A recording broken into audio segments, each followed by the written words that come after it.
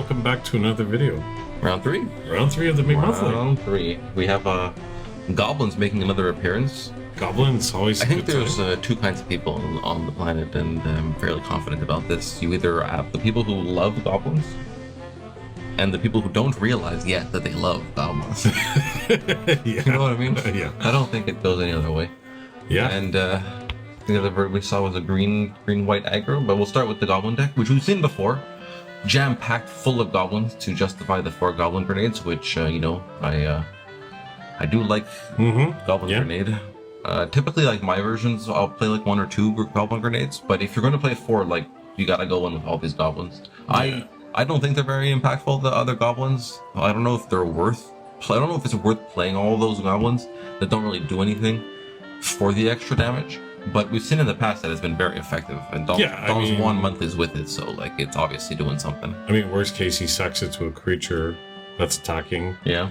That buys him some time. I mean, he's got like burn galore. Yeah. Just, especially with the fork, Goblin Grenade, fork, and then you're just dealing 10 damage and Side Blast, chains, bolts. It's interesting that he's choosing to play Blood Moon instead of Goblin King or Ball Lightning with all this burn. If the aspect is burn, it's interesting to see that there's a little bit of like a control-y element to it. Like, I wonder what he's so afraid of with those Blood Moons in his hyper-aggressive, hyper-burn deck that he doesn't want to just have the extra damage. I'd probably even up to put in the copper tablets on the side, just to add that extra damage. Well, it's okay. So, like, yeah, I think I come from the same school of thought as where that's coming from, but I can also understand it being a sideboard card in case you're afraid of, in this Boreal format, of other burn decks, other aggressive decks.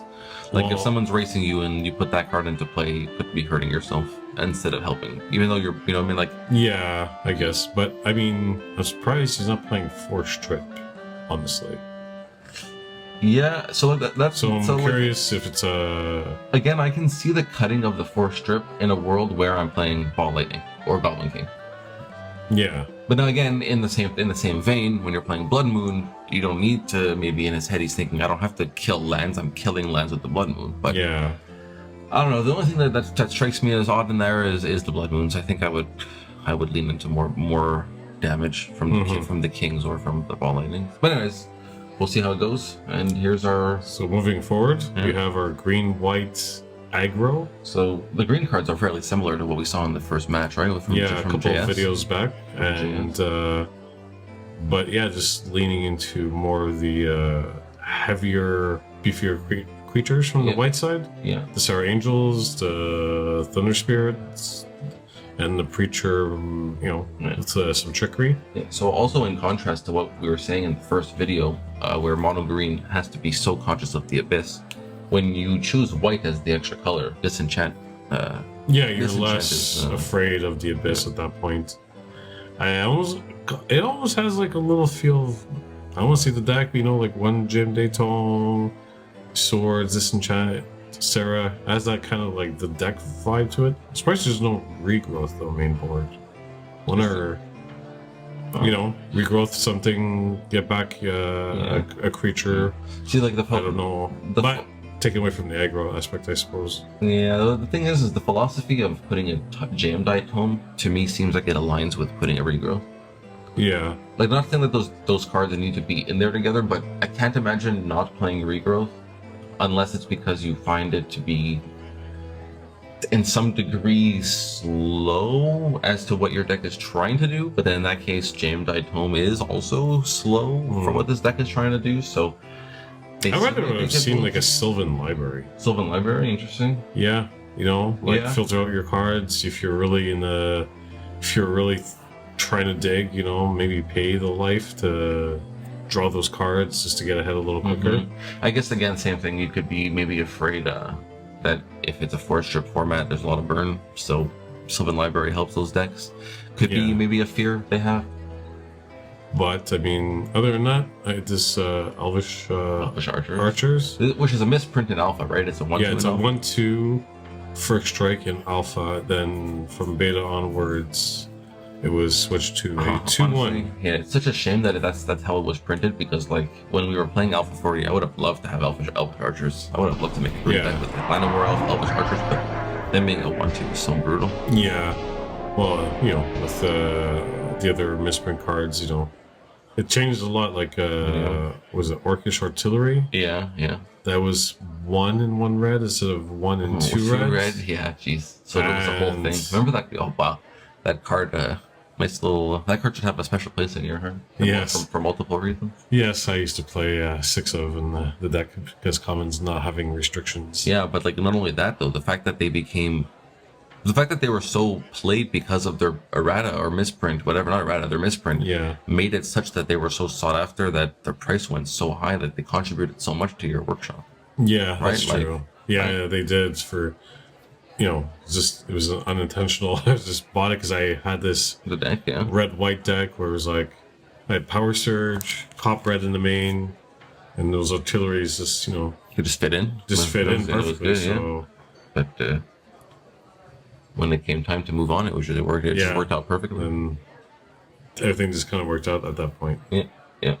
All right, so we got ourselves a match, and white green looking to make friends, blue red looking. We got two pretty aggressive decks, Yeah. But I think the goblins.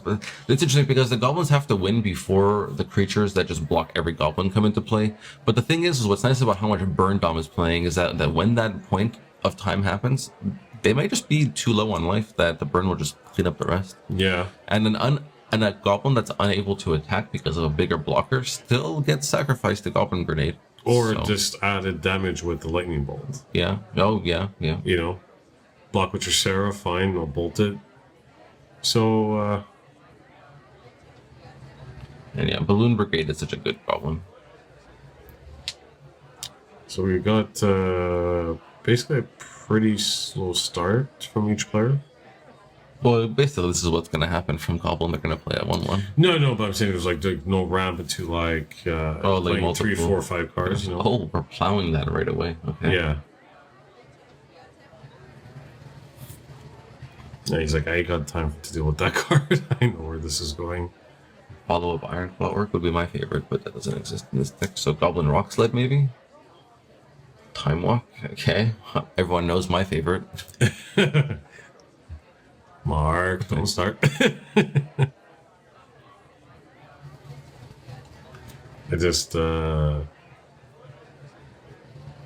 blue seems a little bit awkward in this very heavily goblin, very heavy goblin deck. I guess that's a reason why he's not playing Ball Lightning. That card is never getting played at this point.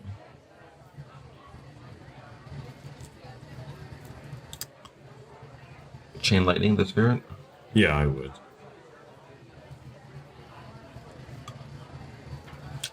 Looks like he has a Side Blast. Yeah, Chain the Spirit. Chaining, Just get in for 1. Yeah, because nothing else costs 3, right? Unless Blood Moon, but there's no reason to play Blood Moon. Yeah, I feel like Blood Moon should be in the side. It's like the only... Like, other than getting into that conversation again about the blue cards, like Ancestral, Time Walk, and Time Twister, it's the only card, Blood Moon is the only card that seems like just not fitting into the rules of what this deck wants to do. Yeah. Okay, so opting to use them as creature removal versus dealing damage straight to the face. Yeah, it's interesting because, like, that damage I think needs to go face because once his Sarah comes into play, his creatures aren't attacking anymore. Now he has to Goblin Grenade the Sarah. Whereas if he went face, Bruno would be at 12, and then this Goblin Grenade puts him to 7. But now, I mean, like, the thing is that Dom is in a position where he will probably not win the race because of the fact that the white green is also an aggro deck and puts out threat after threat, but in incremental power size. So it's very likely that Dom needs to be the control deck. Because if Dom can,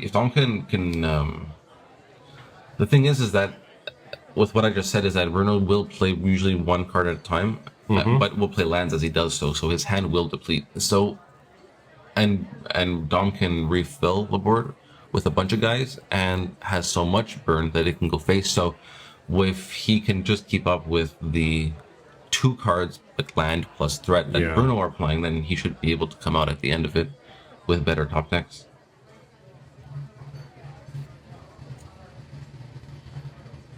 Right now it's a pretty even match, but Dom really had to, instead of like doing damage straight to the face, so I had to use it for more removal. Yeah, no, he picked the right role because he wasn't gonna outrace the Thunder Spirit and the Lion and so on.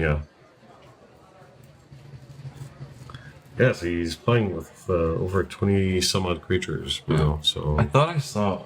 5 more damage. Yeah, just go straight in. Lightning Bolt. Lightning Bolt is coming I'd out. be terrified at this point. Yeah. Well, also, because the Balloon Brigade is so good. When you give it flying, it's so good. Like, it's 1 attack in the air, then you're at 6, and then it's double bolt, maybe. Or even Psy Blast.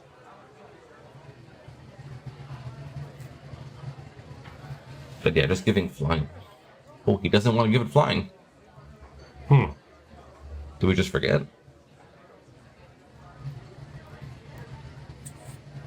Oh yeah, Disenchant, Mox, and Land in Bruno's hand. So 5 cards, but they're all dead. Alright, well, that's burn. Yep. Wow. So Dom's deck just was able to top deck better, I think. Because, like you said, you had Disenchant. Bruno had Disenchant. 5 useless cards in his hand. Yeah, so Dom was just really lucky to get a lot of early removal to deal with Bruno's creatures, and then just, you know, pull ahead with Psy Blasts, Grenades, you know, So what you expected the deck to do. It did, so it's good to see. So yeah, and it's good that he identified that he needed to be the control deck, and maybe this will convince people to play Goblins a little more. What do you think? Yeah, well, I mean, it definitely showcases that burn isn't just about going face. Like it's not a brain dead thing that you just burn face. Like he would have lost the game if he would have done that. So there's definitely a different angle to that deck, and it's certainly worth exploring. I mean, more dedicated people than I have gone deeper into the nuances of those. All right, off to round 2. Round 2. Bruno went first last game also, I think. I believe so, yes. Okay, Circular Protection red. Though it doesn't stop Psy Blast, and it doesn't stop Time Walk. In the sense that if he is tapped out... I wonder at that point if he's anticipating the Copper red, he sides in the Coppers. Copper Tablets? Interesting. Yeah, maybe that's what it's there for. It's for the white decks. Yeah, take out the Blood Moons. Yeah. Like you see your opponent's playing a lot of basics, so it's not... Get rid of those Blood Moons.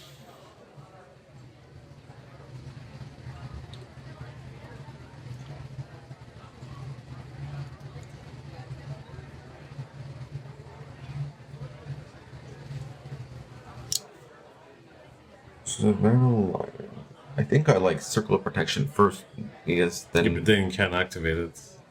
Yeah, okay, you gotta have Protect, yeah. But like next turn, then you play the line and have the mana open for Protection, no? Only for you, yeah. Oh, it's only for you? Yeah. You always mess this up every time. Yeah, it's only for you. You can't protect your creatures. I guess that'd be too strong. Yeah, that'd be like... Everyone would just like auto-include them like all the time. Otherwise...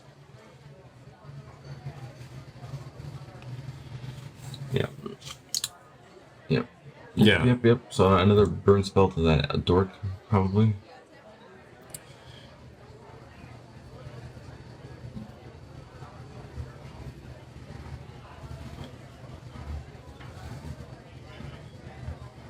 Okay. We have Copper red. Yeah, now it comes down. The Disenchant still in that deck, though. Jeez, I wonder if he just didn't have anything else to put in that he could cut it for, because like it's really gonna do nothing, right? Unless, of course, he brought in copper tablets, then sure. Yeah, but you're probably not thinking that he will.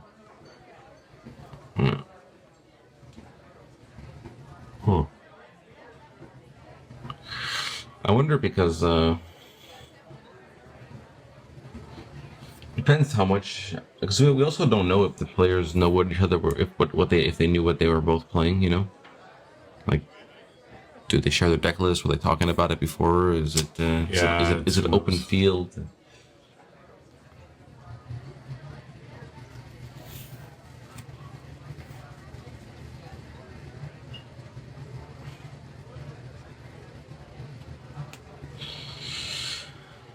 Okay.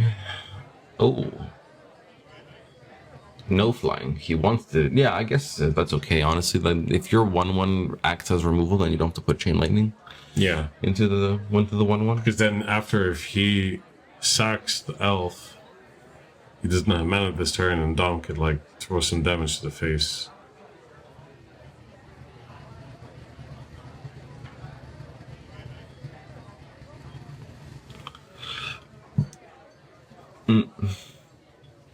Yeah. Oh, Bruno getting screwed with lands. Yeah.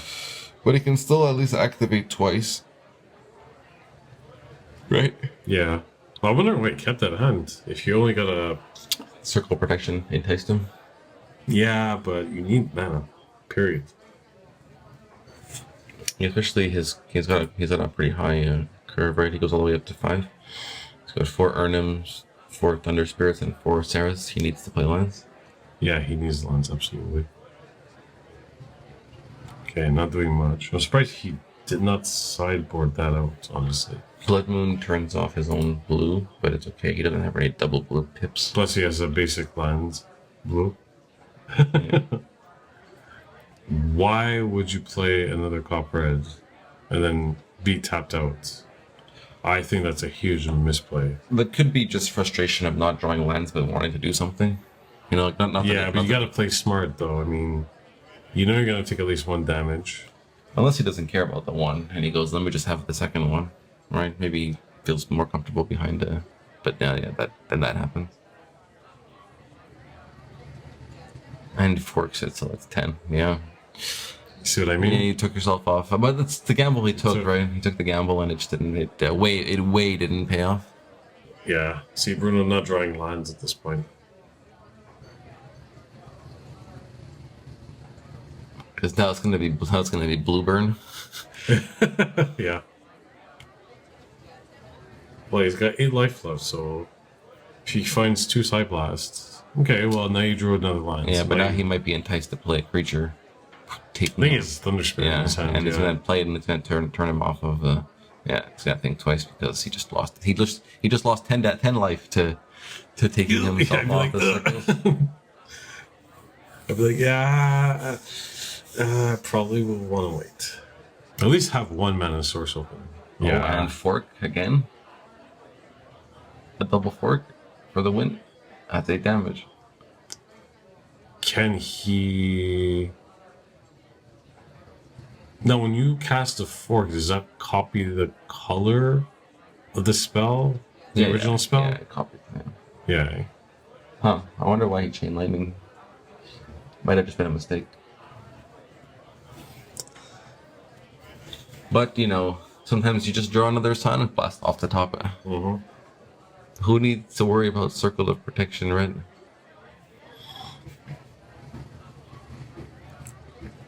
So not playing the chain last turn would mean he would win this turn with another one because, yeah, oh my god, he actually drew. Oh my god. He actually drew Sonic Blast off the top. Wow. Well, congratulations to Dom on that win. That was, Yeah, well, he had 1 turn opening and he took it to take 10 damage off of his opponent's face. Yeah. It's kind of insane, yeah.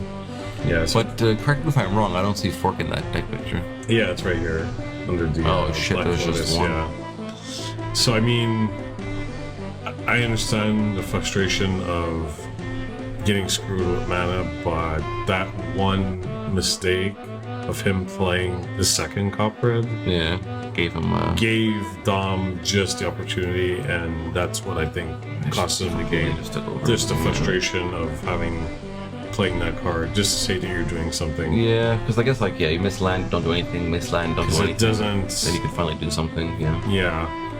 Well, at the same time, if you came to play, at least you played. Yes, exactly. But lesson learned, I suppose, and for people watching, they'll see this and hopefully they'll, also become a little bit that much, better next time when they play Magic. Yeah, and that's true. Yeah. They'd be like, "Oh my God, I saw this amazing YouTube channel where I learned something." Like, comment, subscribe. Yeah, Shameless plug. There's but Dom has been showcasing his deck pretty well.